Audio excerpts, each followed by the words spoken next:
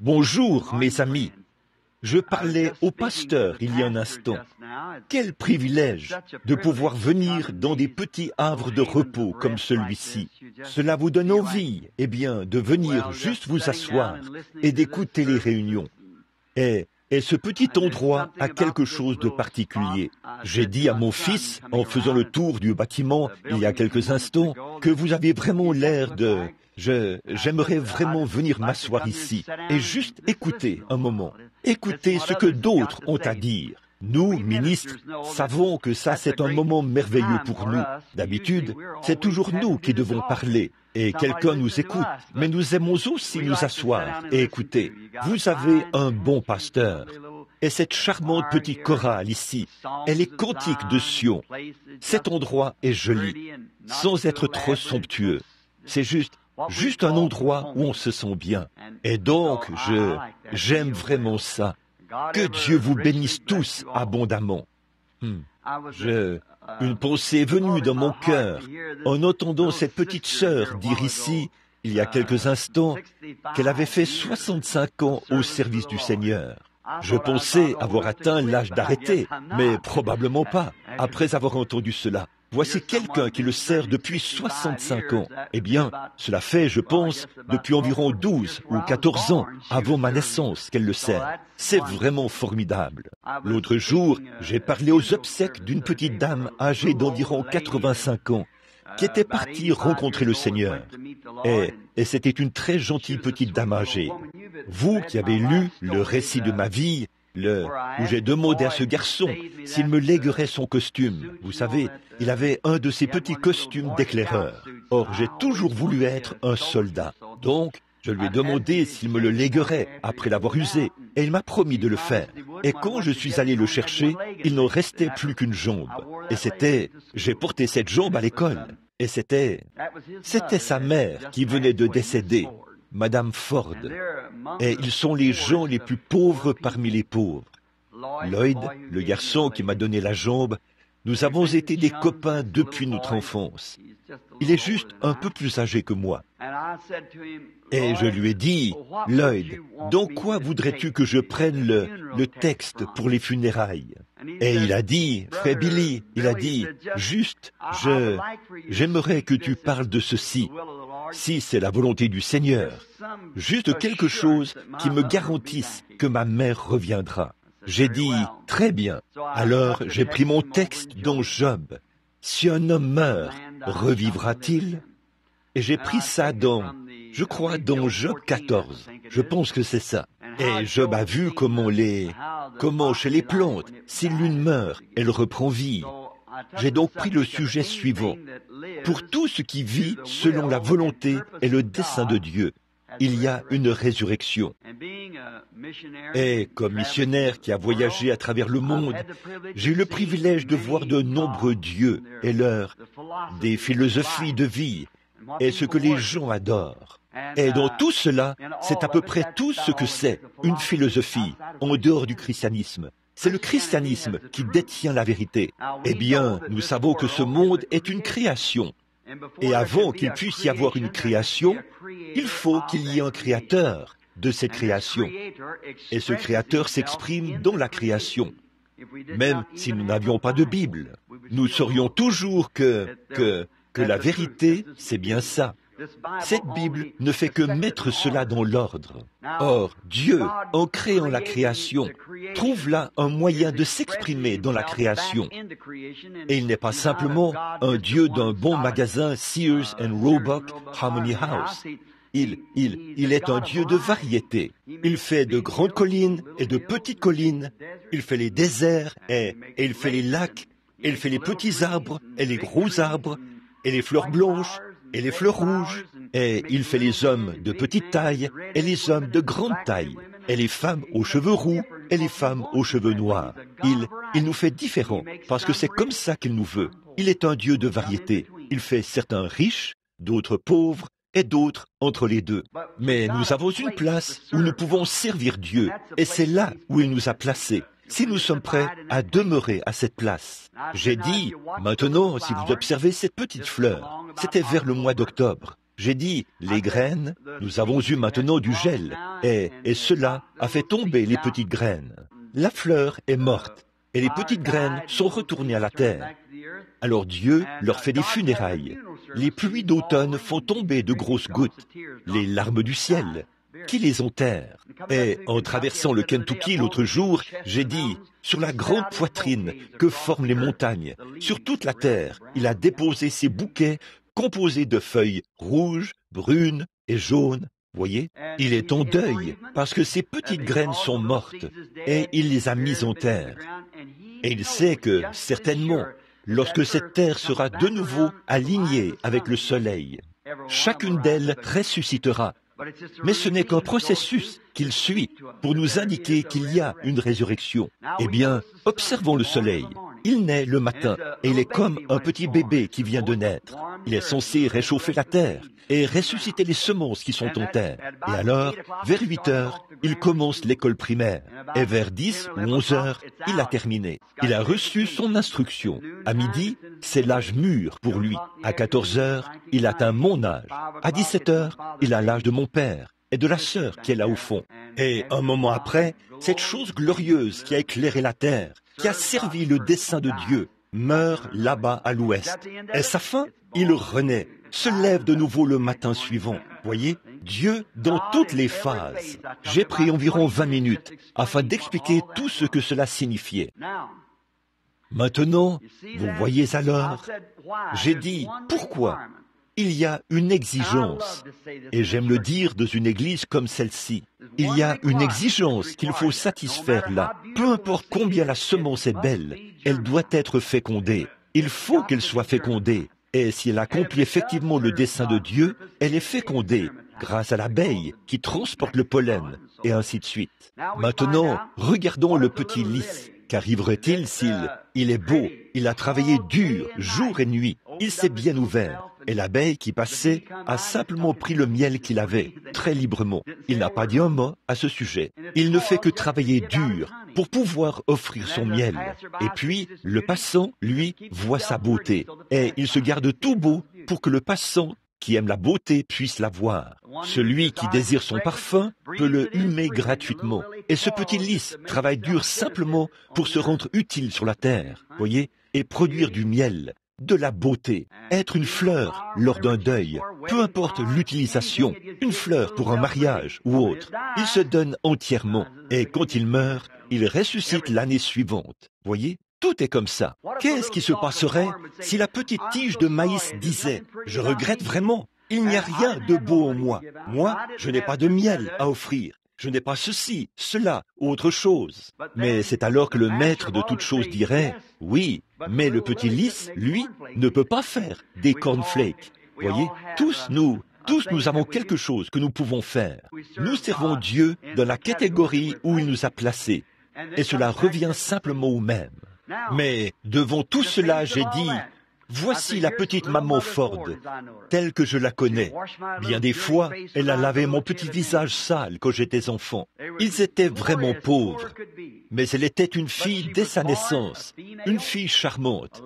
Et si elle est née fille, c'était dans un but, celui d'avoir un compagnon masculin. Et elle en a eu un. Elle a été une compagne fidèle. Elle a vécu avec son mari quelques 60 ans ou plus. Je n'ai pas connu de femme qui soit née plus fidèle qu'elle. C'était une vraie dame. Comme elle était comme ça dans le mariage, forcément qu'ils ont eu des enfants.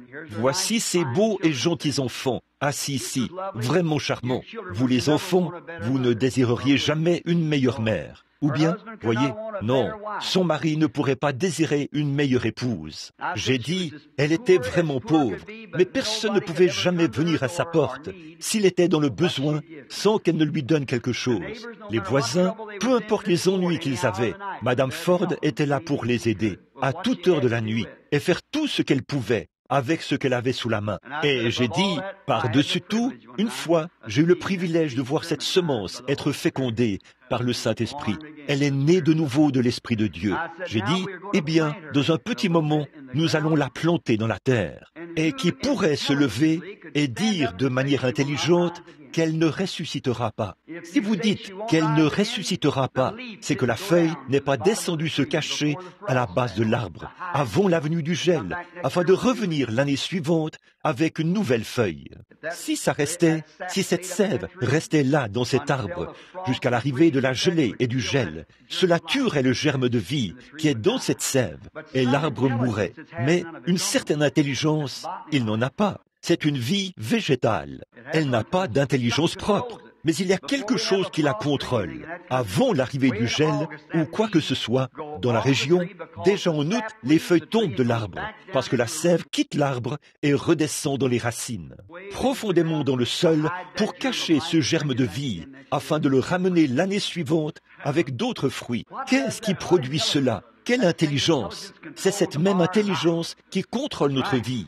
C'est vrai. Et avant de pouvoir dire qu'il n'y a pas de résurrection pour une petite sainte comme elle, assise là, qui a servi Dieu pendant 65 ans, je pensais, quand elle était couchée là, sous cette tente à oxygène, et que son souffle revenait. Oh là là, un de ces jours, elle ressuscitera, obligatoirement. Voilà tout. Avant de pouvoir dire qu'elle ne ressusciterait pas, il faudrait dire qu'il n'y a pas de printemps, qu'il n'y a pas de résurrection des semences, qu'il n'y a ni été ni hiver, qu'il n'y a ni lever ni coucher du soleil, que la parole de Dieu n'existe pas.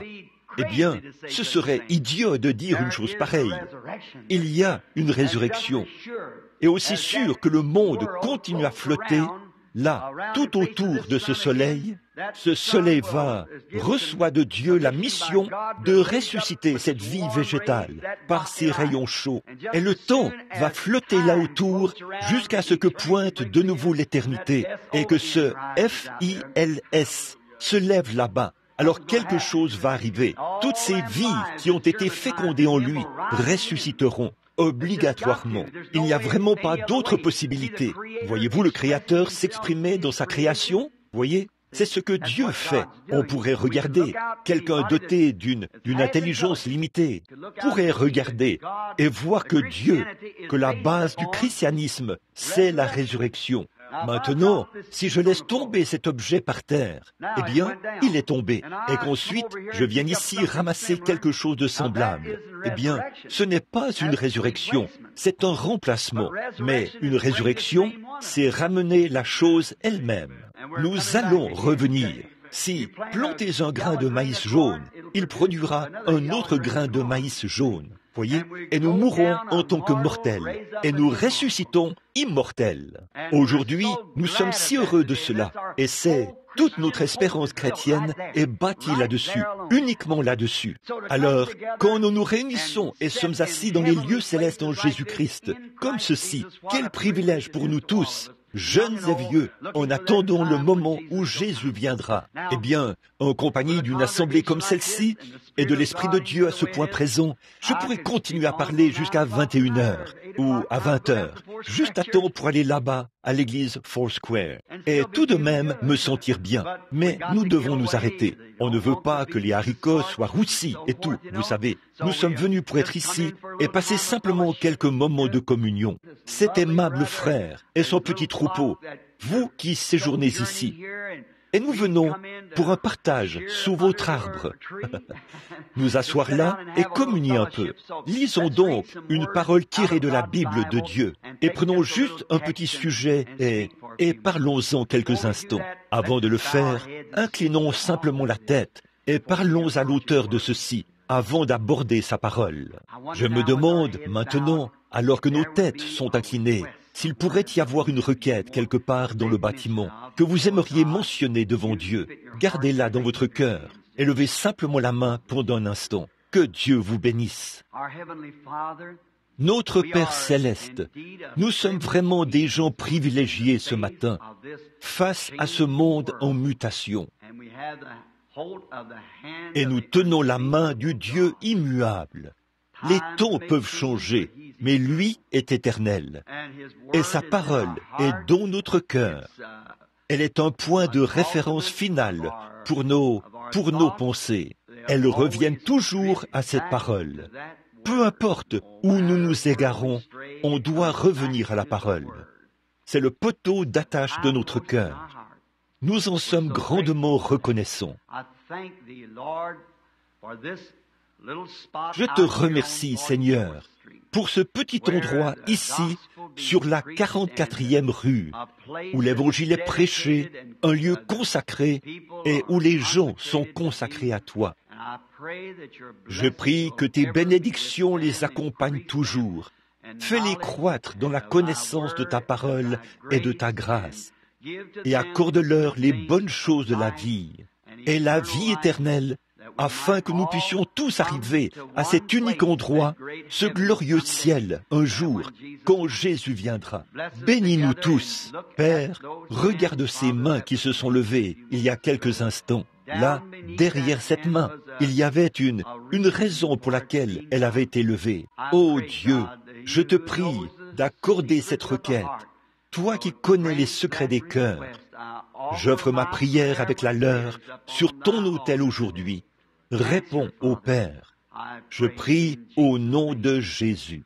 Bénis ces paroles ce matin, que la méditation de nos cœurs te soit agréable. Bénis ta parole alors que nous la lirons, et les petites notes présentant le contexte alors que nous l'expliquerons. Sois avec nous et aide-nous pour que, lorsque nous partirons d'ici, nous puissions dire en nous en allant, nos cœurs brûlaient au-dedans de nous, parce que nous avons entendu les chants de Sion, le témoignage du cœur, et que la parole a rendu témoignage à notre cœur. Au nom de Jésus, Amen.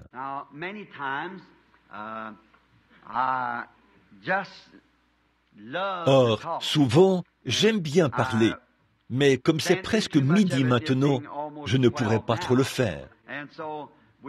Alors, nous allons peut-être vous demander d'ouvrir les Écritures si vous aimeriez lire les Écritures avec nous ou les noter. Tout d'abord, je veux lire dans le livre des Proverbes. Je crois être arrivé là ce matin quand je cherchais un passage. Proverbes, chapitre 18, est le verset 10. Le nom de l'Éternel est une tour forte. Le juste s'y réfugie et se trouve en sûreté. Et ensuite, dans Ésaïe 32, 2, je veux lire ceci. 32, 1 et 2. Alors le roi régnera selon la justice et un prince gouvernera avec droiture. Chacun d'eux sera comme un abri contre le vent et un refuge contre la tempête, comme des courants d'eau dans un lieu desséché, comme l'ombre d'un grand rocher dans une terre altérée.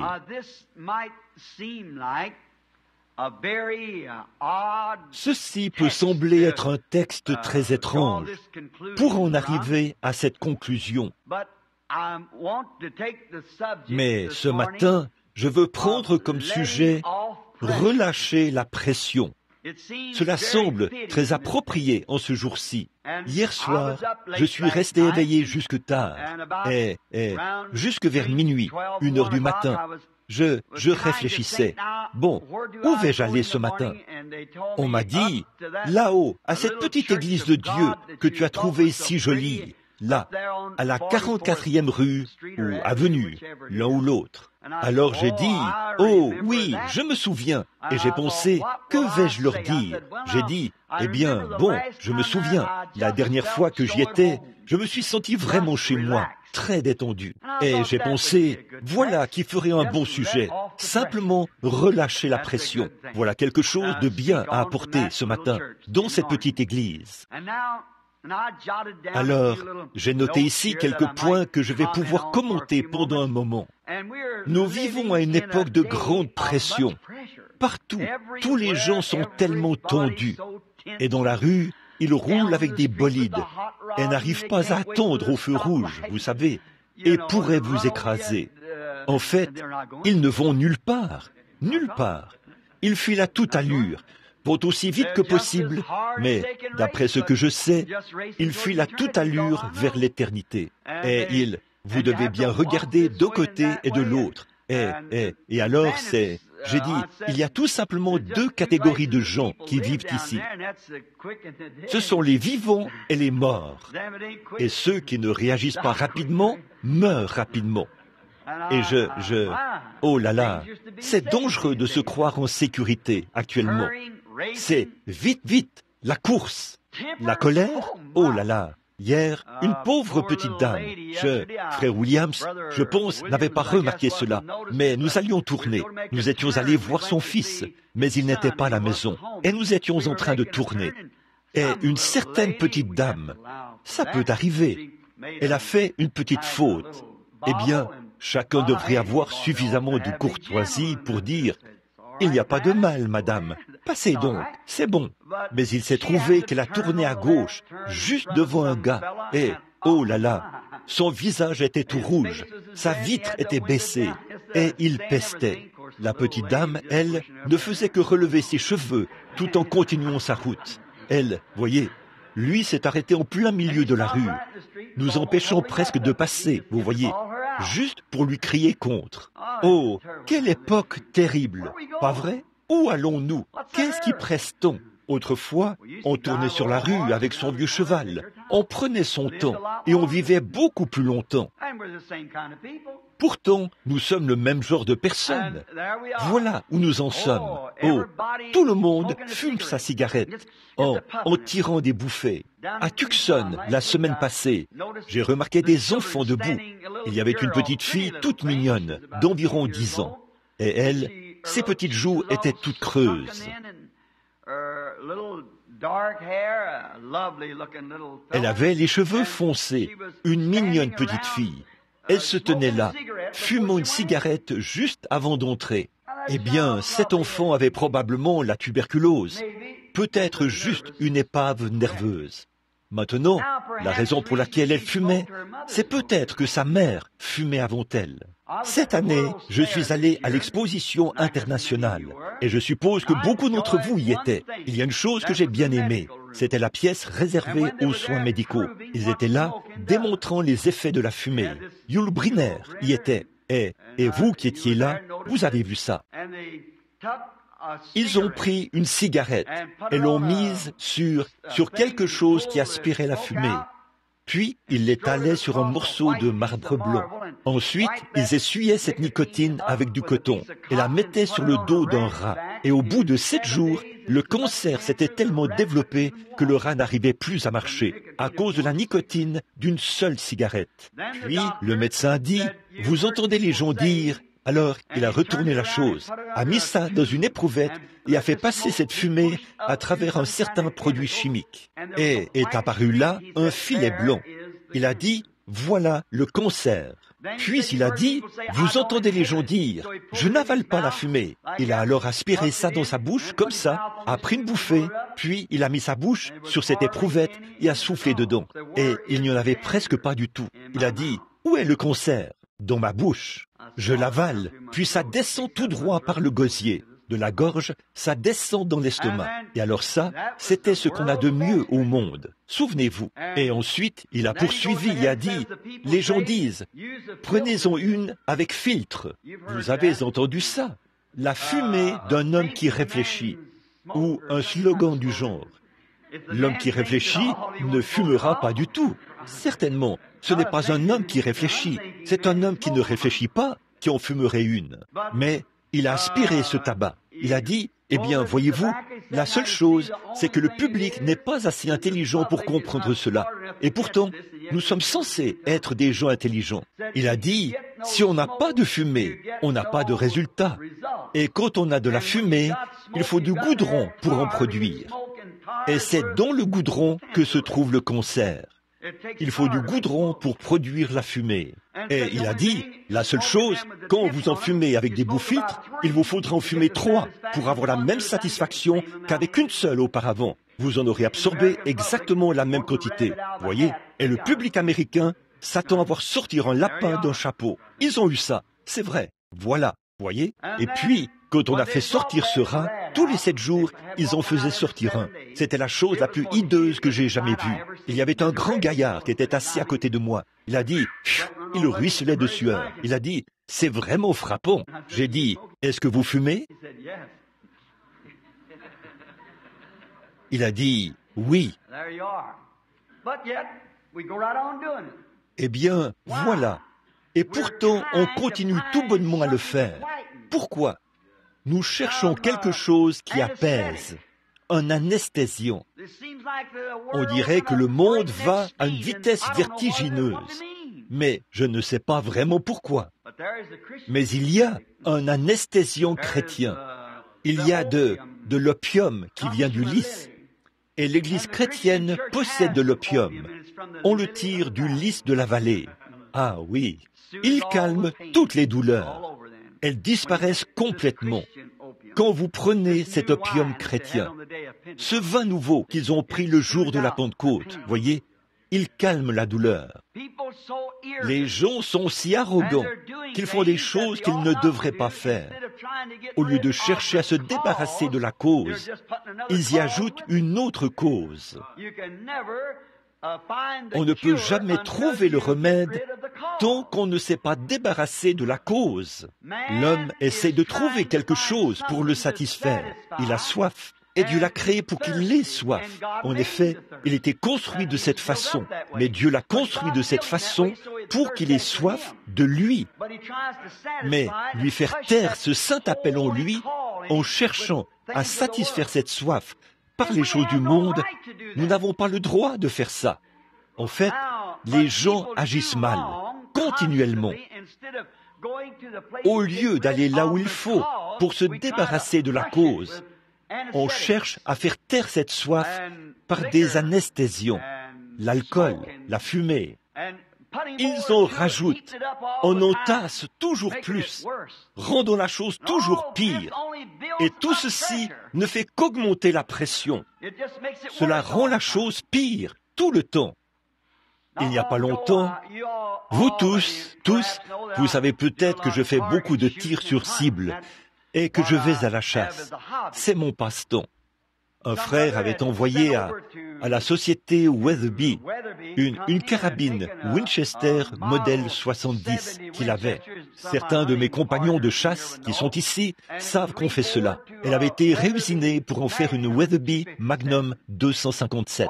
Art Wilson a offert la carabine à Billy Paul. Or, il est gaucher. Elle avait un verrou, alors il me l'a simplement donnée. Un autre homme est venu me dire, « Vous n'avez pas de Weatherby, alors je vais la réusiner pour vous. » Et en la réusinant, ils n'ont pas voulu l'avouer, mais ils ne l'ont pas réusinée correctement. Et ce qu'ils ont fait, là, vous qui chargez vos cartouches manuellement, vous savez ça, que là, derrière la bague, la pression s'accumule. Quand j'ai tiré quelques cartouches avec, j'ai remarqué que l'amorce se retirait et qu'il y avait une pression. Eh bien, je savais que, pour sûr, la cartouche avait été chargée en dessous de la charge maximale. Donc la pression ne pouvait pas venir de là, mais la carabine n'avait pas été alésée correctement. Et quand la cartouche suivante a pris sa place, n'eût été Dieu, j'aurais perdu la vie. Seulement, la carabine tout entière a explosé, et cela a soufflé les arbres tout autour de moi, comme ça. Et une flamme rouge, d'à peu près la hauteur de ce bâtiment, a jailli. Le canon de la carabine est allé jusqu'à la ligne des 50 mètres, et la culasse est passée en-dessus de ma tête, dans cette direction. La lunette a explosé, à cette distance de mes yeux, et je n'avais plus rien dans la main. Tout avait explosé. Le sang giclait dans tous les sens autour de moi, et nous étions très loin d'un médecin, et ils m'ont vu. Je ne pouvais ni parler, ni faire quoi que ce soit, et je retenais le sang, comme ça. Quand j'ai retiré ça, le sang a giclé partout sur un frère qui se tenait là. Alors, j'ai remis ça. J'ai dit, « Seigneur Jésus », dans mon cœur, « Tu es mon guérisseur ». J'ai retiré la main, ça s'est arrêté. Quel était donc le problème? Cette carabine essayait de tirer une cartouche qui n'était pas vraiment faite pour elle. Si dès le départ, cette carabine avait été fabriquée pour être une Weatherby Magnum, elle n'aurait pas explosé. Mais on avait essayé de mettre une cartouche Weatherby dans une carabine Winchester. Ça ne pouvait pas marcher. Vous voyez des cicatrices ici autour et au-dessus de mes yeux. 15 éclats ont pénétré juste au-dessous de mon œil. Quand le médecin a examiné mon œil, il a répondu par écrit à mon ami médecin. Il a dit, « Tout ce que je sais, c'est que Dieu était assis sur ce banc avec son serviteur. Sinon l'homme qui était avec lui, là-haut, qui indiquait les points, n'aurait retrouvé de son corps que de la taille en bas. Il a dit, Dieu était avec lui. Et il a dit, le coup de feu a envoyé 15 éclats, des éclats de l'amorce, jusque derrière le globe oculaire, juste au-dessous de l'œil. Cela ne m'a pas du tout inquiété. 2 ou 3 jours plus tard, mon visage ressemblait à un hamburger. Tout avait séché. C'était parti. En fait, c'était quoi? C'était une cartouche qui s'était trouvée dans une carabine qui n'avait pas été conçue pour elle. Cela avait augmenté la pression. Or, si la carabine avait été fabriquée, que ce logement où la cartouche passe du magasin au canon, si cette chambre avait été fabriquée correctement, elle aurait supporté la pression. La pression aurait pu s'échapper de ce côté-ci. Mais au lieu de cela, il y avait du jeu. Et avec la pression, la cartouche étant de moindre calibre que le canon, bien sûr, elle a explosé de ce côté-ci et a projeté la carabine par derrière de cette façon. Le canon n'a pas été abîmé, juste projeté. Mais c'est sûr que tout ce qui l'entourait a complètement été détruit. On ne peut plus l'utiliser. Toutefois, la douille était toujours dans le canon. Vous voyez, ce n'était pas... Bon, si la cartouche avait été trop chargée, elle aurait fait éclater le canon. Mais vous voyez ici, la partie la plus épaisse de la carabine, elle a explosé vers l'arrière, comme ceci, et a fait sauter le cran de sûreté. Or, si au moment de la fabrication, cela avait été une Weatherby Magnum, elle n'aurait jamais explosé. On avait essayé de mettre quelque chose là-dedans qui n'était pas prévu pour ça.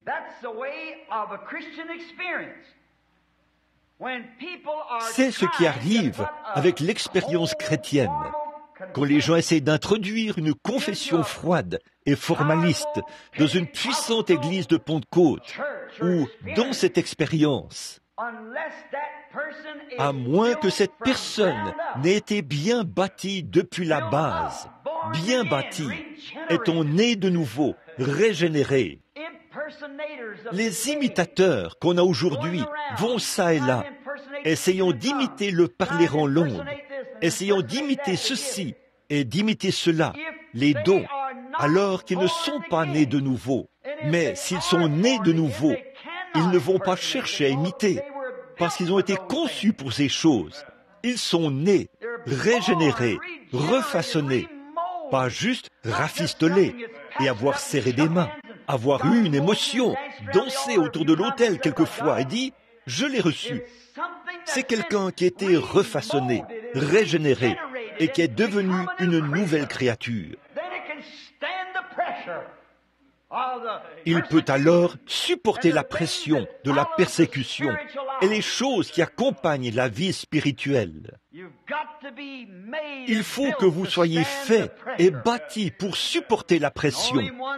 Et une seule chose peut le faire, c'est lorsque vous entrez dans la maison de modelage de Dieu et que vous êtes démoli et reconstruit en une nouvelle créature en Jésus-Christ.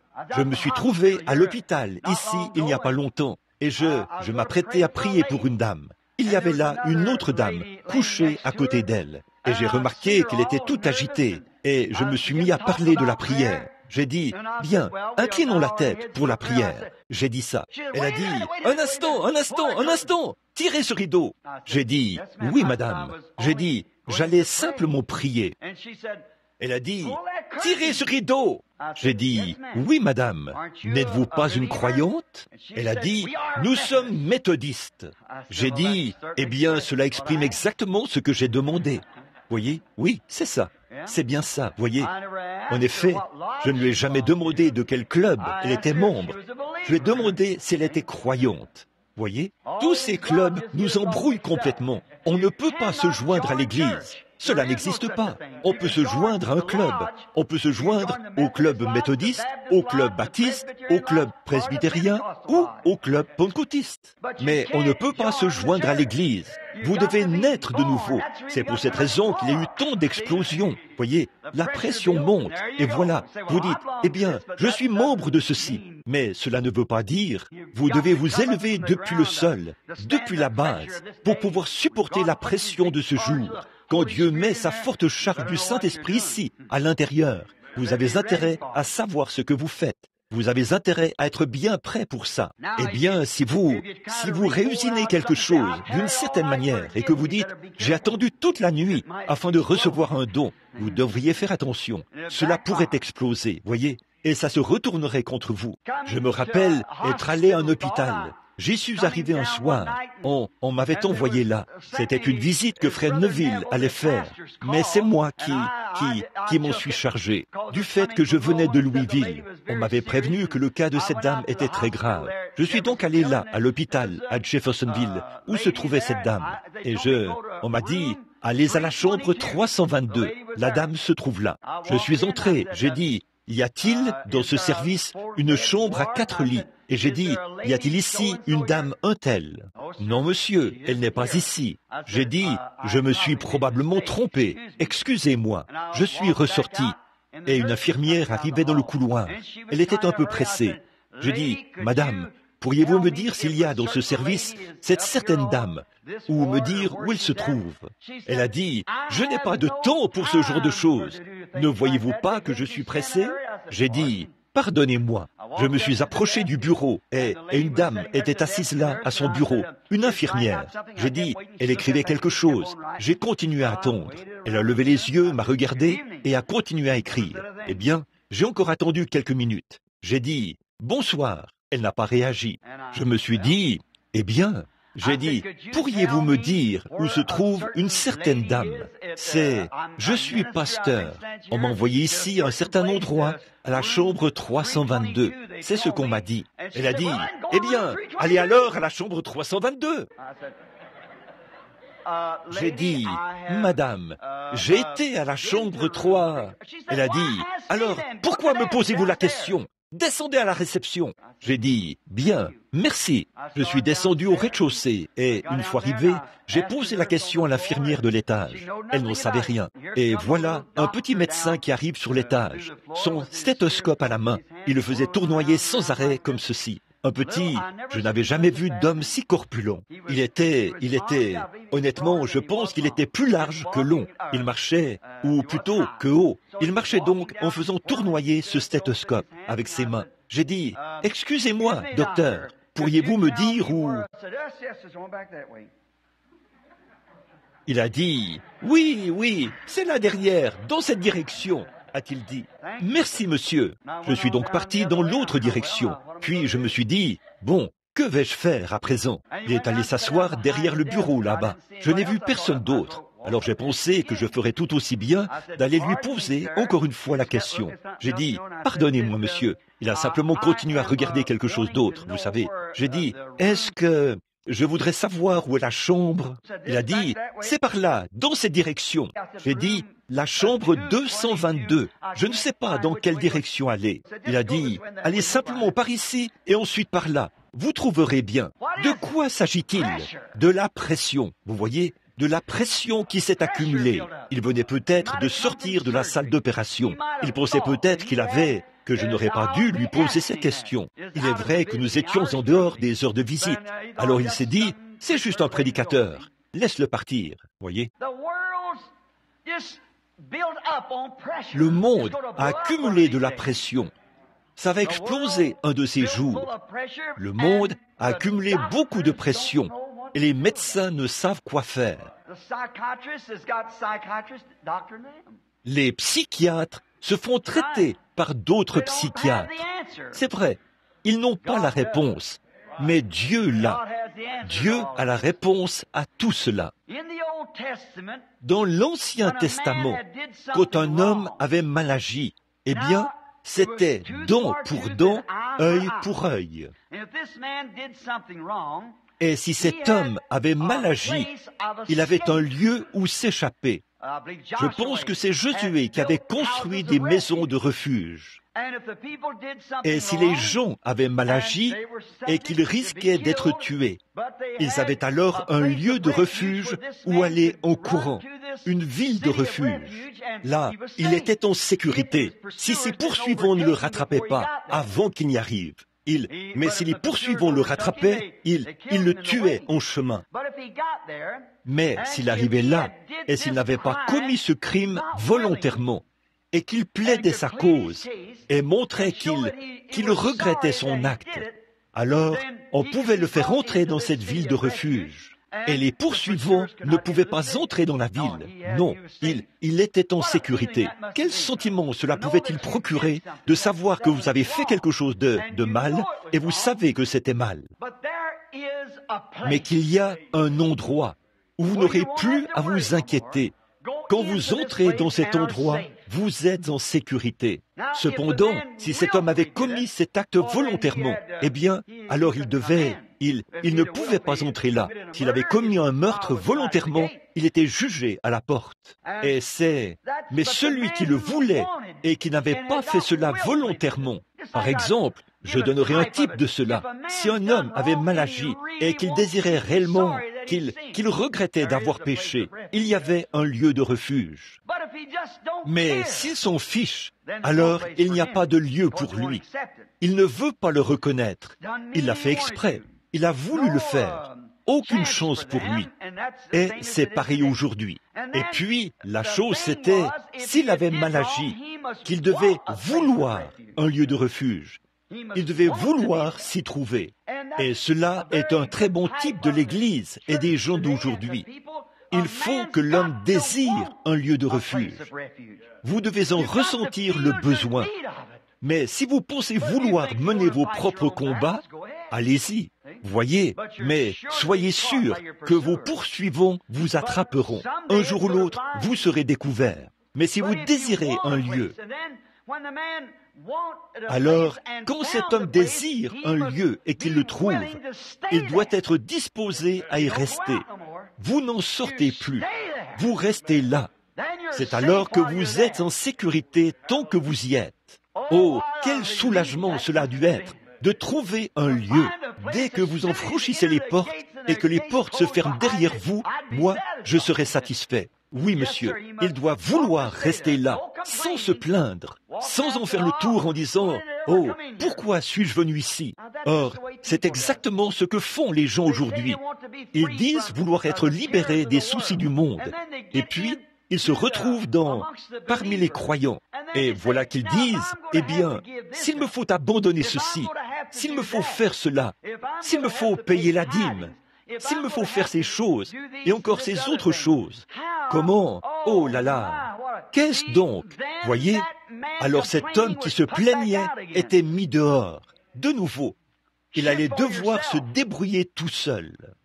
Mais s'il voulait, il doit être satisfait, ne pas se plaindre. Oh, comme j'aime dire ceci! Je ne voudrais plus jamais sortir de là. Oh, c'est le ciel pour moi que de m'asseoir dans les lieux célestes en Jésus-Christ, avec des hommes et des femmes qui ont fui pour sauver leur vie, loin des choses du monde, et qui ont ancré leur âme dans un havre de repos. Oh, quelle communion! Oh, quelle joie divine! S'appuyant sur son bras éternel, toute pression disparue. Plus peur de rien. Amen. Car je suis en sécurité en Christ. Il est une tour forte. Les justes se réfugient en lui et se trouvent en sûreté. Il est un rocher dans une terre altérée, un refuge à l'heure de la tempête. Quel lieu où il fait bon être. Je ne vois aucune raison de me plaindre. La seule plainte que j'ai, c'est pourquoi ne l'ai-je pas fait bien avant. J'ai attendu d'avoir vers 19, 20 ans. J'aurais dû. L'autre jour, un homme m'a rencontré, un jeune homme, et je parlais du scandale que provoquent ces dames dans la rue, qui portent ces vêtements qui les font ressembler à des hommes. Et j'y suis allé assez fort. Un jeune homme m'a rencontré à la porte. Il a dit, un instant. Et ici, ils font la super fiesta, vous savez. Ils se tortillent, se brisent les jambes et tout. J'ai dit, c'est de la démence. J'ai dit, le vrai chrétien, si cela est dans leur cœur et qu'ils prétendent être chrétiens, leurs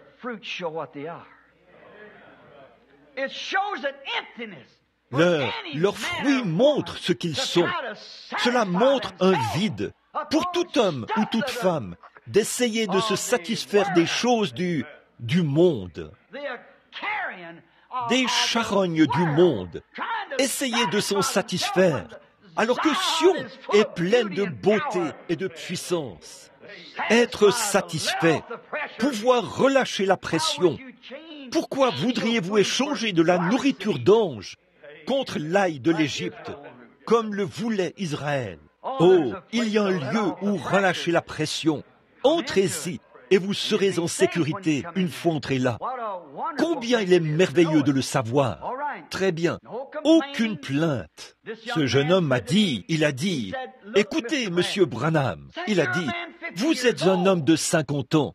Il a dit, vous n'admirez pas la beauté des femmes quand vous les voyez marcher. J'ai dit, il a dit, si vous aviez mon âge, il avait à peu près 25 ans. Il a dit, si vous aviez mon âge, vous feriez les choses différemment. J'ai dit, monsieur, je prêchais ce même évangile quand j'étais des années plus jeune que vous maintenant. J'ai trouvé quelque chose qui satisfait, quelque chose de réel, quelque chose qui vous rend aveugle à tout le reste. Je suis à l'intérieur d'une tour. Je n'ai même aucun désir de regarder à l'extérieur. Celui qui met la main à la charrue, même qui se retourne pour regarder en arrière, n'est pas digne de labourer. Quel bel endroit où venir. Oui, à l'extérieur, vous mourrez. À l'intérieur, vous êtes en sécurité. Entrez donc et relâchez la pression. C'est la chose à faire. Et Christ est notre tour. Oui, le seul lieu de sécurité auquel Dieu a pourvu. Josué a construit ses maisons et ses villes de refuge. Et Dieu nous a construit une ville de refuge. C'est dans son Fils, Jésus-Christ. Le nom de l'Éternel est une tour forte. Les justes s'y réfugient et se trouvent en sûreté. Alors vous dites, et si vous tombez malade là, à l'intérieur, il s'est chargé de nos maladies dans cette tour où nous nous trouvons. Il s'est chargé de nos maladies dans son corps. Nous avons, eh bien, vous dites, et si vous devenez là, quand vous êtes à l'intérieur, à cause de tous les soucis et autres, déchargez-vous sur lui de vos soucis. C'est écrit sur tous les murs, tout autour, sur chaque porte. Déchargez-vous sur lui de vos soucis, car il se soucie de vous. Faites confiance à sa parole promise. Ses paroles sont écrites sur notre cœur. Nos cœurs sont les tables de sa parole, comme Marthe, Marie et tout au long. Voyez, la mort elle-même ne vous fait pas peur ici, à l'intérieur, quand vous êtes dans le Seigneur. Pourquoi? Il est ressuscité des morts. Nous n'avons pas à nous inquiéter à ce sujet. Quand la mort arrive, comme dans le cas de la petite sœur dont on parlait là, si c'est l'heure de partir, allons-y. C'est ça. Qu'est-ce que vous faites? Vous échangez cette vieille carcasse vile que nous avons contre un corps immortel, rendu semblable à son corps glorieux. Qui ne voudrait pas échanger cette maison de pestiférés contre quelque chose comme ça? Dites-moi qui ne le voudrait pas. Une personne plus âgée, une personne plus jeune, peu importe que vous ayez seulement 15 ou 12 ans, peu importe, la mort est couchée à votre porte. Vous n'en connaissez pas l'heure. Un jour ou l'autre, ce cœur humain qui bat comme ça devra s'arrêter.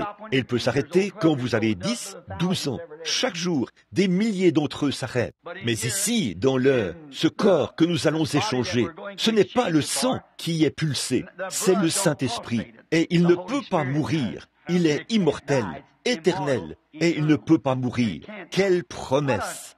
Oui, même la mort est retenue. Regardez Israël. Eh bien, la mort allait s'abattre sur toute l'Égypte. Et Dieu avait pris des dispositions. Il leur a préparé un refuge.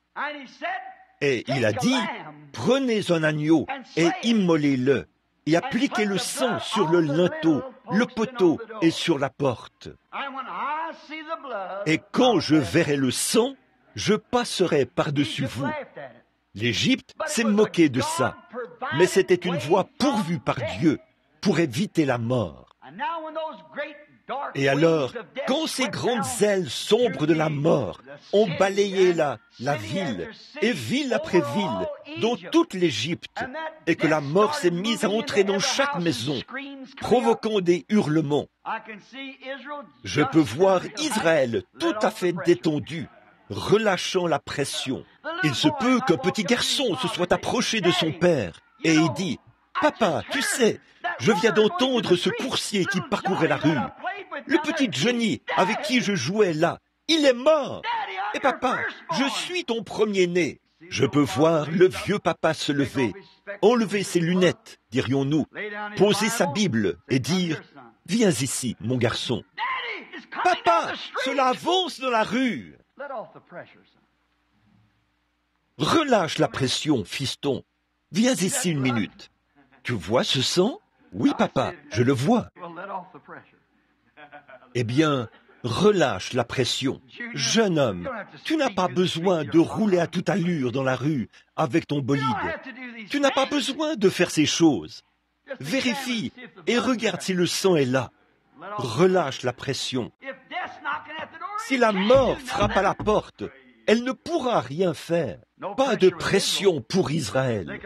Ils pouvaient relâcher la pression parce qu'ils étaient en sécurité sous le sang. Oh là là, lors de cette nuit particulière de la Pâque, ils étaient certainement calmes.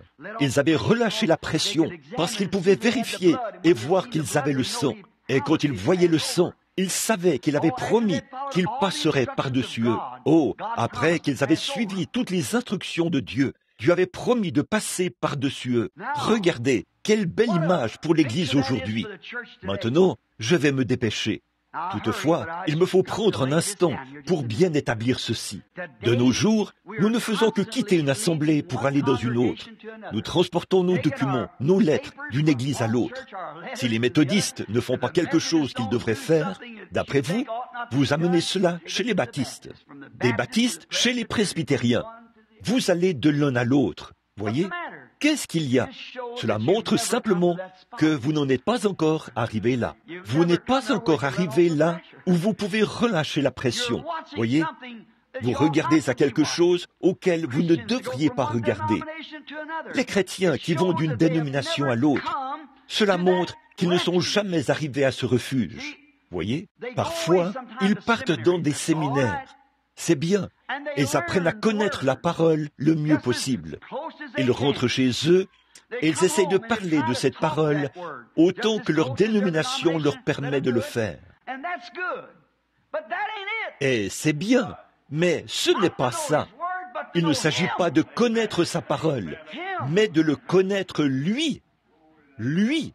Mais bien sûr, ce qui compte, ce n'est pas votre niveau de connaissance de la parole, la bonne Église que nous avons, l'importance de notre dénomination aux yeux du monde, les exemptions que nous avons obtenues grâce à ceci, et toute la communion que nous avons avec le monde.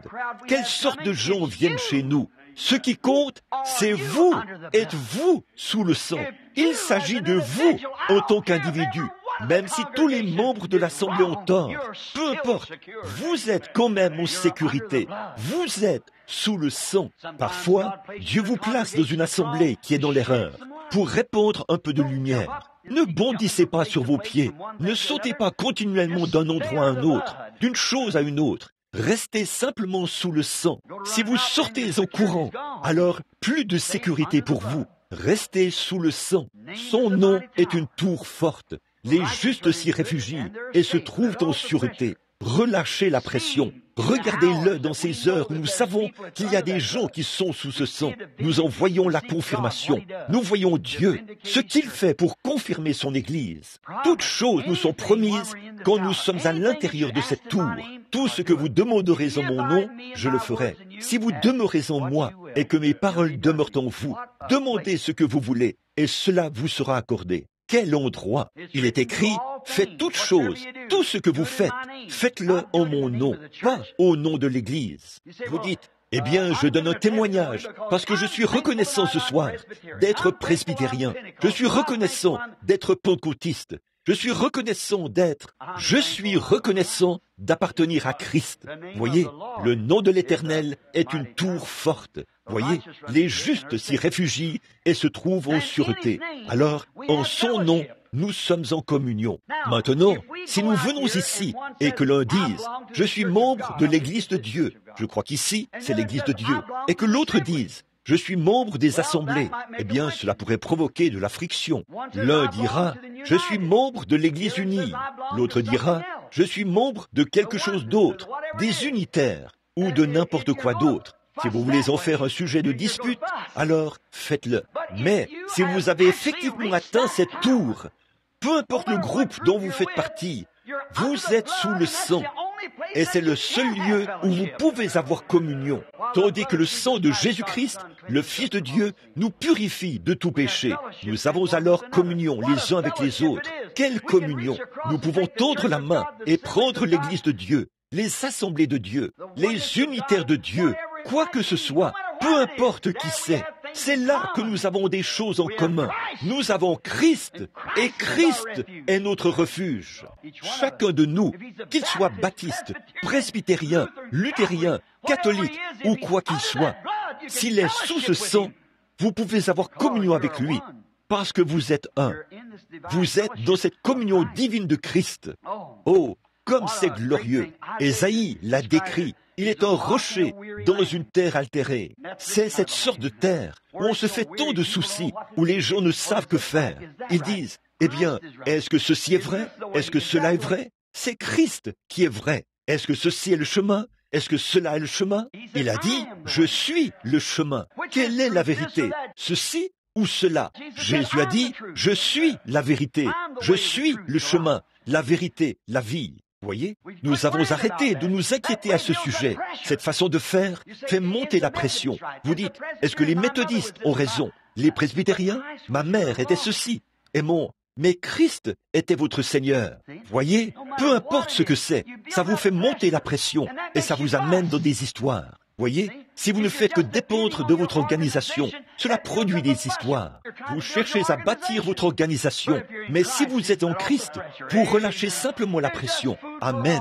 Il y a de la nourriture pour nous tous. Oh, Jacob a creusé un puits et les Philistins se sont enfuis devant lui. Je crois qu'il l'a appelé querelle. J'ai oublié le nom exact. Était-ce cela? Ensuite, il en a creusé un autre et ils se sont enfuis devant lui et il l'a appelé malice. Ou quelque chose comme ça. Puis, il a creusé un autre puits. Il a dit, il y a de la place pour nous tous. Entrons tous. Alors, je pense que nous devons venir autour de ce troisième puits. Donc, le seul moyen pour nous de faire ça, c'est en étant sous le sang. Alors les méthodistes peuvent venir sans autre ici et se sentir autant à l'aise que les pentecôtistes. Oui, monsieur, un pasteur méthodiste rempli du Saint-Esprit pourrait amener là-dedans tous les pentecôtistes du pays et être tout à fait à l'aise.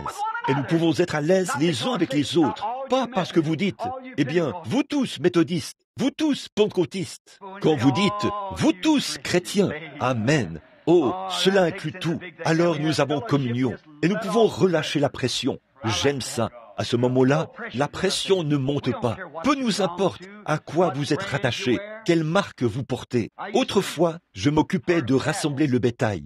La vallée de la rivière Troublesome. Si vous pouviez produire 2 tonnes de foin sur le terrain de ce ranch, cela vous permettait alors de mettre une vache dans le pâturage. Et certains de ces hommes ont 2000 têtes de bétail.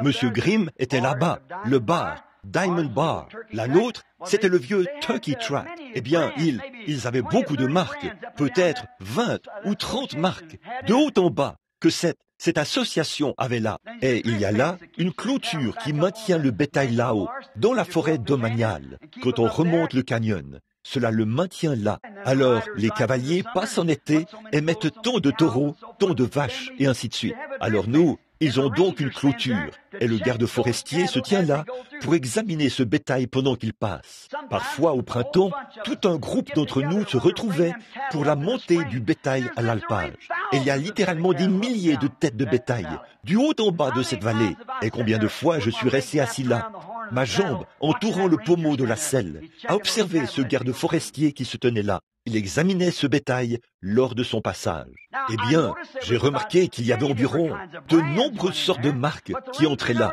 mais le garde forestier ne faisait pas attention à la marque. Il regardait l'étiquette du sang, car rien ne pouvait entrer dans cette forêt si ce n'est une Hereford pure race. C'est ça qui maintient votre race pure. Voyez, je pense que ça se passera comme ça au jour du jugement. Dieu ne va pas dire, étais-tu membre des assemblées de l'Église de Dieu? Il va surveiller attentivement l'étiquette du sang. Quand je verrai le sang, je passerai par-dessus vous. La marque que nous portons ne veut rien dire. Es-tu une Hereford?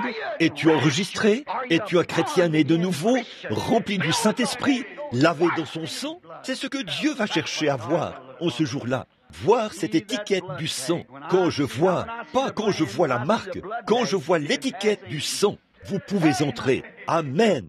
Je commence à me sentir religieux. Il est presque 12h30 maintenant. J'aurais dû terminer il y a 20 minutes. Il se trouve que je commence à me sentir vraiment religieux. Oh, gloire à Dieu. Quand je verrai le sang, je passerai par-dessus vous. Maintenant, encore 1 ou 2 minutes, si vous le voulez bien. On m'a dit qu'il y avait un certain type d'aigle. Beaucoup d'entre vous qui passez les bandes, vous avez mon message sur l'aigle éveille sa couvée. J'ai étudié les aigles. J'aime les aigles. Je sais que les gens pensent que c'est un vaurien, mais il est là dans un but. Comme si L'autre jour, j'ai dit à mon épouse, « Eh bien, vous avez tous vu dans le magazine Life, là où ils ont tué 400 et quelques 1000 coyotes l'année dernière. Ils les ont capturés et les ont abattus. Ils ont par ici toute une bande de cochons domestiques qui sont redevenus sauvages. Ils vont prendre, aller là-bas avec des avions et les mitrailler. C'est un meurtre, ça. Ce n'est pas juste. Ce n'est pas juste. Ce coyote ne peut pas s'empêcher d'être un coyote. Il doit tuer pour manger. Souvent, on raconte qu'il tue des agneaux, entre autres, comme ça. Si cette bande de gardiens paresseux qu'on a là, quand les brebis mettent bas, s'ils allaient sur place prendre soin de ces brebis, au lieu de dormir jusqu'à 10 heures ou 11 heures, le coyote aurait une meilleure réputation. C'est vrai, il n'est pas heureux avec un masque sur le visage. Il est un coyote, certainement. J'ai vu des êtres humains pires que lui. Et l'ours, on parle toujours de l'ours. C'est un tueur. Il tue les veaux. Je chasse depuis tout jeune. Et je n'ai jamais vu un ours tuer un veau. Bien sûr qu'il le ferait, s'il meurt de faim. Vous feriez de même. Souvenez-vous, vous devez tuer pour manger. Et chaque jour, aujourd'hui, si vous êtes en vie, quelque chose doit mourir pour vous permettre de vivre. Vous tuez une vache, elle meurt. Vous tuez un mouton, il meurt. Vous dites, je ne mange pas de viande. Eh bien, quelque chose meurt de toute façon. Si vous mangez des pommes de terre, elles meurent. C'est une forme de vie. Si vous mangez des légumes verts, ils meurent. C'est une forme de vie. Et l'être humain ne peut vivre que de substances mortes. Maintenant, saisissez cela. Alors, si quelque chose doit mourir pour que vous puissiez vivre physiquement, n'est-il pas logique que quelque chose meure pour que vous viviez spirituellement?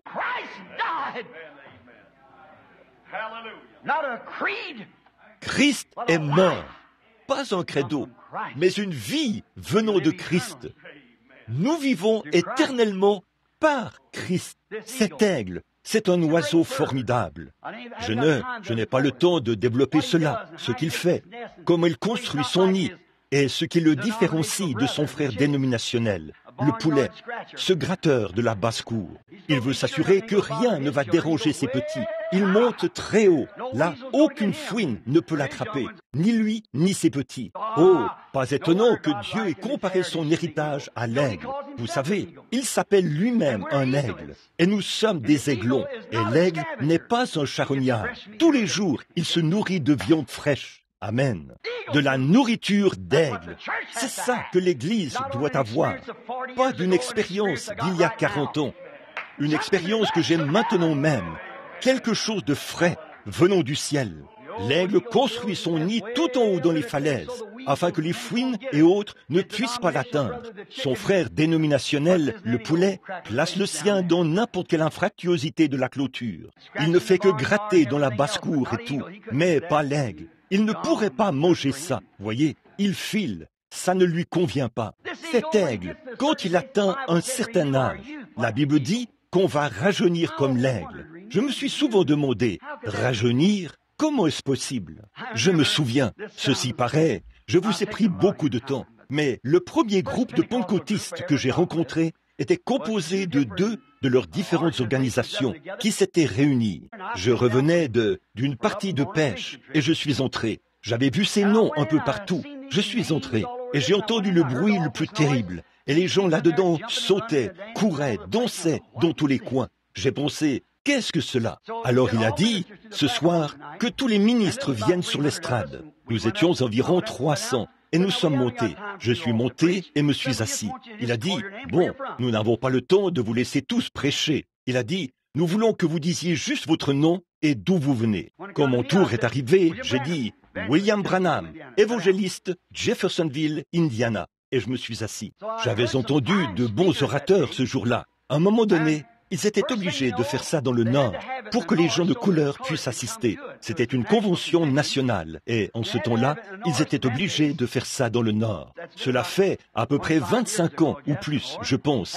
Et ils étaient obligés de faire ça là-bas pour que les gens de couleur puissent assister. Alors, ce soir-là, j'ai pensé, oh, dans cette grande convention, pour la réunion de ce soir, ils vont faire s'avancer l'un de leurs plus éminents orateurs.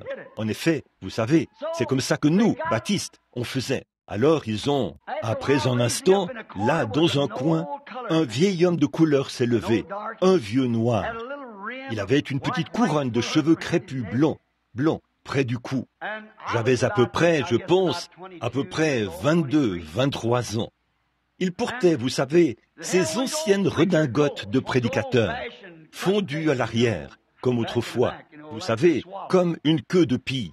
Et ce vieillard, d'à peu près 80 ans, s'est avancé en boitant comme ça. Il s'est avancé pour... J'ai pensé, pourquoi font-ils intervenir un homme comme ça, ici, dans une convention, où près de 1500 personnes sont assises là, et laisser que l'un de leurs orateurs se présente comme ça. Ce vieillard s'est avancé. Il a dit, eh bien, il a dit, laissez-moi vous dire quelque chose. Il a dit, je veux prendre mon sujet ce soir là, dans Job. Où étais-tu quand je fondais le monde, quand les étoiles du matin éclataient en chaude allégresse, et que les fils de Dieu poussaient des cris de joie? J'avais écouté tous ces ministres ce jour-là, et comment ils avaient placé la vie de Christ dans les Écritures, si magistralement. J'ai pensé aux très bons orateurs qui avaient parlé ce jour-là, et je me suis dit, ce pauvre vieux, tout perclus. Eh bien, il n'a pas du tout parlé de ce qui s'est passé sur la terre. Il a parlé de ce qui s'est passé au ciel. Il l'a fait remonter jusque vers 10 millions d'années avant la fondation du monde. Puis il l'a fait descendre dans l'arc-en-ciel horizontal et la seconde venue. Il lui a fallu moins de 2 minutes pour faire cela. C'est alors que l'Esprit l'a saisi. Il a fait un bond. Il a fait claquer ses talons. Il a dit « Gloire à Dieu !» Il a dit « Je n'ai pas assez d'espace ici pour prêcher. » Et a quitté l'estrade en trottinant. Je me suis dit, voilà ce que je veux. Si ça peut faire agir de cette manière un vieil homme, qu'est-ce que ça pourrait produire en moi? Rajeunir. Eh bien, il avait plus d'espace que nous ici, en incluant la chorale et tout. Et pourtant, l'espace lui manquait quand l'Esprit l'a saisi. J'ai dit, voilà ce que je veux. Voilà ce que je veux. Cet aigle, quand il devient âgé, une croûte se forme sur sa face et sur sa tête. Il n'arrive presque plus à manger. Il s'affaiblit. Son bec ne s'ouvre plus correctement. Il devient presque aveugle. Et quand cette croûte s'étend jusqu'à un certain endroit sur sa tête, on raconte qu'il s'élève très haut dans les airs, puis se pose là quelque part, et il frappe le rocher avec sa tête pour faire, si possible, tomber cette croûte. Il roule les yeux et lance un regard en arrière. Il frappe contre la croûte. Oh, il faut qu'elle se détache. Il faut qu'elle se détache. Sinon, il va mourir. Il doit faire tomber cette croûte de sa face et de son bec. Alors, il frappe sa tête d'un côté puis de l'autre. Il frappe jusqu'à ce que cette croûte tombe. Et quand la croûte tombe, après l'avoir frappé contre ce rocher, il lance alors un cri et se met à battre des ailes. Il est joyeux parce qu'il sait qu'il va avoir de nouvelles plumes. Il va pouvoir se nourrir de nouveau de vitamines. Il va rajeunir. Alors j'ai pensé, comme cela doit être merveilleux pour l'aigle. C'est bien, mais je connais un rocher vers lequel l'homme peut venir pour frapper et être frappé, jusqu'à ce que tous les doutes aient disparu, jusqu'à ce que les inquiétudes et les soucis du monde aient disparu. Après avoir frappé, jusqu'à ce que la croûte du péché se soit détachée de lui et que le sang ait sanctifié son âme, la vie éternelle peut alors venir. C'est sûr, il peut simplement s'asseoir et relâcher la pression, car la vie éternelle est assurée. Oh, vous, les aigles d'aujourd'hui, c'est pour ça que vous êtes ici. Vous êtes des aiglons. Mais si la croûte a commencé à masquer votre vue, les soucis du monde, ou si vous n'arrivez pas à avaler toute la nourriture de Dieu, venons à ce rocher dans une terre altérée. Venons là et frappons sur l'autel jusqu'à ce que la croûte se casse, que nos yeux voient de nouveau clairement Jésus et que les soucis de ce monde aient disparu. Alors la pression s'en ira. Il est un rocher dans une terre altérée, un abri à l'heure de la tempête, un refuge, un havre de repos pour ceux qui sont là. Venons à cet endroit. Inclinons la tête un instant. Désolé de vous avoir retenu si longtemps. Il reste encore environ 6 feuilles de notes ici, de petites pensées et passages de l'Écriture que j'allais utiliser. Mais c'est l'heure. Oh, petit aiglon, une jeune fille peut-être, un jeune garçon, ou peut-être une personne âgée ou d'âge moyen. Pourquoi êtes-vous ici ce matin? Parce qu'en fait, vous êtes vraiment un aigle. Mais il se peut que les soucis de la vie vous aient passablement malmené. Vous avez perdu de vue. Vous n'êtes plus très sûr de l'endroit où vous posez le pied. Venons nous appuyer maintenant contre ce rocher. Oh, conduis-moi vers ce rocher qui est plus élevé que moi. Laisse-moi m'allonger sur ce rocher. Il est un abri à l'heure de la tempête. Commencez à frapper à la porte maintenant. Frappez à la porte de ce rocher.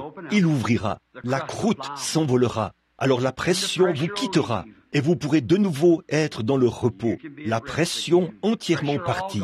Vous pouvez venir à l'église, peu importe ce que le pasteur prêche. Tant qu'il reste dans cette parole de Dieu, cela ne vous condamnera jamais. Vous êtes déjà ancré là-dedans. Tout va bien pour vous alors. Prions. Seigneur Jésus, je voudrais encore dire en signe de reconnaissance, Seigneur, qu'il existe un petit endroit ici à Phoenix et ailleurs à divers endroits. Ici, c'est l'un d'entre eux où moi-même, je peux venir et sentir que je suis dans le repos. Il n'y a rien qui me lie. Je dis tout simplement ces paroles. Quel endroit, libre, toute pression partie. Je suis si reconnaissant pour cela, Seigneur. Ô Seigneur, puis ce grand rocher être toujours là, à l'autel, où les petits aiglons, égarés un peu partout dans la ville, peuvent venir être introduits à un endroit où ils pourront se débarrasser de la croûte du monde et jouir de cette communion fraternelle en relâchant la pression, en ce jour de l'ère atomique où le monde est terrifié. Chaque nation est ébranlée, les cieux tremblent. Toute la nature pousse des cris. Le monde tremble parce qu'il pourrait voler en éclats. Mais nous avons un royaume inébranlable. Nous avons une ville de refuge. Nous avons un Goshen où le soleil ne se couchera jamais. Accorde-le, Seigneur. Venons maintenant à ce rocher. Comme ce petit lapin, on raconte qu'une meute de chiens le poursuivait. Ils pouvaient sentir leur souffle chaud sur ses pattes. Plus qu'un instant, un bond ou deux, et les chiens allaient attraper le petit animal. Il serait dévoré en un instant. Mais peu de temps après, il a vu un trou dans un rocher. Il s'est dit, si seulement je peux atteindre ce rocher, alors je serai en sécurité. Juste au moment où le chien faisait son dernier bond sur lui, il a senti son souffle chaud sur ses pattes, mais il a couru sous le rocher. Il a pu alors s'asseoir et relâcher la pression. Ce chien ne pouvait pas donner de coups de griffe à travers ce rocher. Seigneur Jésus, je te prie ce matin, Seigneur, que si quelques-unes de tes petites créatures qui ont erré loin de cette zone de sécurité et qui peuvent sentir le souffle des chiens de meute de l'enfer galopant juste derrière eux, que ces jeunes femmes, ces jeunes hommes voient que leur vie est en train de basculer de l'autre côté. Puissent-ils courir ce matin vers ce creux dans le rocher? Il y en a un. Les justes s'y réfugient et se trouvent en sûreté. Accorde le Père. par Jésus, ton Fils. Pendant que nous avons la tête inclinée et les cœurs inclinés aussi, voudriez-vous, si vous n'êtes pas dans ce rocher ce matin, voudriez-vous lever la main vers Dieu et dire « Oh Dieu, laisse-moi entrer maintenant dans cette zone de sécurité où je peux relâcher la pression. Je suis un peu là. Je vois que je commence à dériver. Je sens que je m'éloigne. Je n'ai plus l'expérience que j'avais autrefois. Ramène-moi très vite au rocher, Seigneur. » Voudriez-vous simplement lever la main et dire « Priez pour moi, frère Branham. Que Dieu vous bénisse. C'est bien, tout autour, partout. Ah, c'est bien. Que Dieu vous bénisse. Ramène-moi au rocher, Seigneur. Ramène-moi. Je suis en train de dériver. Oh, ne me laisse pas dériver loin de cela. Laisse-moi, si je dois manger, que je le fasse près de ce creux, que je reste près de l'endroit où la manne tombe. Je n'ai pas à errer ça et là. La manne est déposée juste à la porte. Père Céleste, tu as vu l'ensemble de ces mains. Je te prie de leur donner ce qu'ils désirent. Que toute la croûte qui s'est mise à les aveugler maintenant, Seigneur, alors que leur cœur batte et que leur cœur spirituel batte, se détache. Enlève tout doute, toute incrédulité, toute confusion, toute nervosité et tout ce questionnement à propos de ceci et de cela, toutes les inquiétudes. Qu'en ce moment même, ils découvrent, tout en douceur, que la croûte est en train d'être brisée, alors qu'ils martèlent le rocher de leur prière. Que Christ les transporte maintenant tout là-haut et les dépose sur une cime. Ils peuvent alors battre leurs petites ailes spirituelles en disant « Je suis libre, je suis libre ». Accorde le Père, au nom de Jésus. Et maintenant, y en a-t-il ici ce matin qui sont dans ce refuge et qui sont malades et qui n'en connaissent pas l'issue? Mais vous voulez être ancrés dans quelque chose qui vous donnera la sécurité, qui guérira votre corps et qui désire qu'on se souvienne de vous dans la prière. Rappelez-vous, juste un mot de prière, c'est tout. Il s'agit de planter un petit poteau là où vous êtes assis et de dire « Ce jour-ci, la prière de la foi a été faite pour moi. » Et chaque fois que j'entrerai dans cette église, je me souviendrai de l'endroit où j'étais assis ce matin. C'est là que la prière de la foi a été faite pour moi, par toute l'assemblée. Je vais être en bonne santé maintenant. C'est ça, je règle cela. Maintenant, levez la main et dites, je plante mon poteau à l'instant. Que Dieu vous bénisse. Maintenant, rappelez-vous, par la foi, vous plantez ce poteau à l'instant, là où vous êtes assis. Aujourd'hui, dimanche le 10, je pense que c'est ça, ou le 13. En ce 13 janvier, dans cette petite église de Dieu, à cette place précise, je fais la prière de la foi, avec le ministre, avec l'évangéliste et avec l'assemblée, l'un priant pour l'autre. C'est le jour de ma guérison, ici même. Je règle cela ici même, Seigneur. Je suis ton aigle, je suis dans la zone de refuge. J'ai droit à toute bénédiction rédemptrice qu'il a acquise pour moi. Me voici ici même, en ce moment. Père Céleste, je te les apporte. Je joins ma prière au leur. Et maintenant, par la foi, nous nous élevons au-dessus de cette Église, au-delà des sphères, des atmosphères, et des sphères, et des sphères, plus loin que les étoiles, que la lune, que la blanche voie lactée, jusqu'au trône de Dieu notre Père.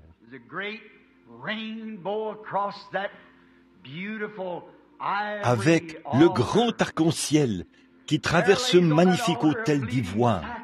Sur cet autel se trouve un sacrifice sanglant. Alors nous regardons son dos, comme le prophète nous invite à le faire. Et il a dit, c'est par ces meurtrissures que nous avons été guéris. Père, je t'amène chacun d'eux. Et lui-même a dit, si vous demandez quelque chose au Père en mon nom, je le ferai. Maintenant, Dieu notre Père, je prie pour ces gens qui sont malades. Ils ont planté un poteau ce matin. Je le crois de tout mon cœur. Voici l'heure pour la prière de la foi. Et je crois, alors que je te demande de guérir chacun d'eux, ils acceptent cela. Et nous plantons ici ce poteau en commémoration de notre présence devant le trône de Dieu ce matin. C'est réglé. Dieu a fait la promesse. Maintenant, Seigneur, Il est écrit dans Marc, chapitre 11, les versets 22, 23. Si vous dites à cette montagne, ôte-toi de là, et que vous ne doutez pas dans votre cœur, mais croyez que ce que vous avez dit va arriver, vous le verrez s'accomplir. Seigneur, cela a été dit. Alors, qu'il en soit ainsi.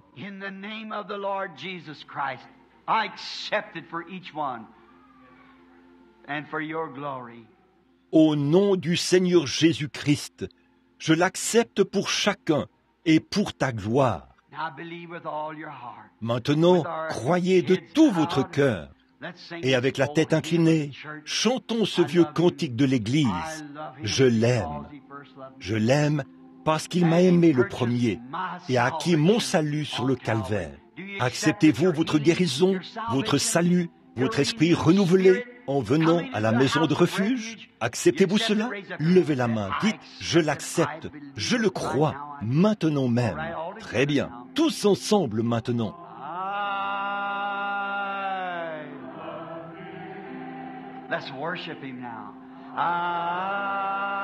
Adorons-le maintenant. Merci Seigneur d'avoir fait tomber les écailles de mes yeux.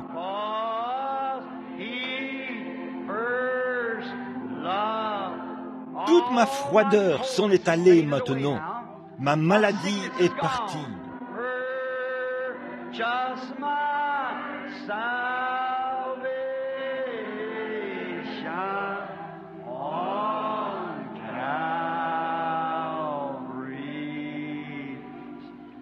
Maintenant, pendant que nous chantons cela de nouveau, je voudrais que vous preniez la main de quelqu'un qui est devant vous, derrière vous, à côté de vous. Dites que Dieu vous bénisse, pèlerins, frères, sœurs, bien content de pouvoir communier avec vous. Continuez à prier pour moi, tout en faisant cela maintenant, alors que nous chantons encore une fois maintenant.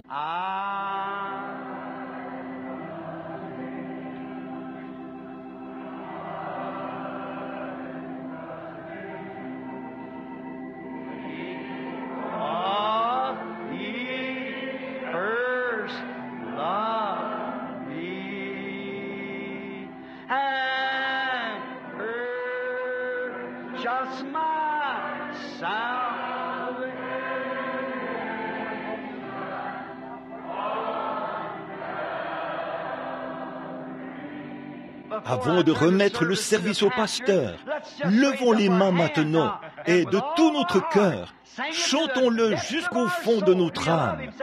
L'aimez-vous? Dites Amen. Disons-le encore, Amen. Ça veut dire qu'il en soit ainsi. Je l'aime. Tous ensemble maintenant, chantons-le à pleine voix.